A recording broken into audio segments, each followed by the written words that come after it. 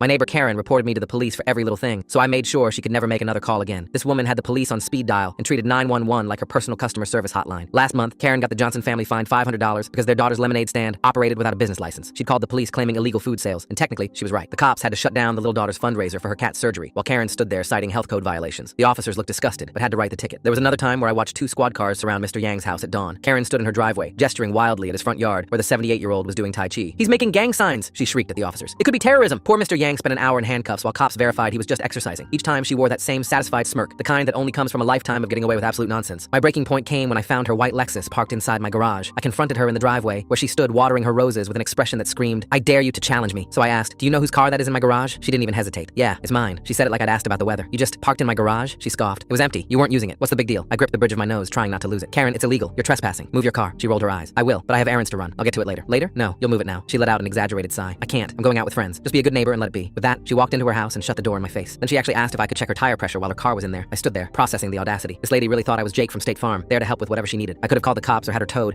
but her smug dismissal flipped a switch in me. 3 days. That's when I noticed my flight to Costa Rica on the kitchen calendar. 2 weeks of beaches and peace. And that's when the idea hit me. Her Lexus was still sitting in my garage like she owned the place. She wanted to leave it there? Fine. I walked out and looked at my garage. It had locks. Good ones. The kind you'd use before leaving for vacation. I simply locked up my garage like I would before any trip. I wasn't doing anything wrong, just securing my property before leaving town. If her car happened to be trapped inside, well, that was the price of trespassing. A day into Costa Rica, I sat on the beach with my pina colada, waiting for angry texts about her trapped car. But my phone stayed silent. No threats, no voicemails, nothing. By day 2, I was genuinely confused. Then my phone rang. Local police department. The sergeant informed me there'd been an incident at my property. My stomach dropped. He explained they'd responded to a welfare check at my residence yesterday. My neighbor had been found locked in my garage for approximately 2 days. I sat up so fast I knocked over my drink. "What?" He said it appeared I'd closed the garage door while she was inside. She claimed she'd been retrieving something from her vehicle when the door came down. She'd been treated for dehydration and panic attacks. She was physically okay, but threatening to press charges for false imprisonment. The truth hit me like lightning. She must have gone back to her car that morning, probably while I was loading the Uber. I closed the garage door with her inside it. I'd accidentally trapped Karen in my garage for 2 days. The sergeant mentioned she was claiming I'd given her permission to park there. I explained it was a lie. She'd broken into my garage. I told him to check with my neighbors about her history of false reports. I had no idea she was in there when I left. There was muffled conversation in the background. Then he said they'd need a full statement when I returned, but he added something interesting. They'd had about 30 calls from her this year alone. The boy she'd accused of substance dealing last month was his nephew. They knew exactly who they were dealing with. When I returned home 2 weeks later, I noticed something was missing from the streets. Turns out the police department had officially flagged Karen's address. After crying wolf for 3 years, then getting trapped in the exact kind of situation she always invented, her credibility was shot. She called them the following week about suspicious activity at the Martinez house. They were having a quinceañera. The dispatcher took the report and promptly filed it in the ignore pile. I watched from my window as she stood in her driveway, phone pressed to her ear, that familiar shrieking voice carrying across the street. But no squad cars came, no sirens, nothing. She called back 3 more times that day, still nothing. By the 4th call, she was screaming so loud I could hear every word through my closed windows. "This is an emergency! They're having a party! With music!" Her face had turned that special shade of purple she reserved for maximum outrage. When the police still didn't show, she stormed into the middle of the street, waving her arms at passing cars like a deranged traffic cop. She marched to the Martinez house herself, pounding on their door, demanding they cease and desist. But they just turned the music up, and she could do nothing about it.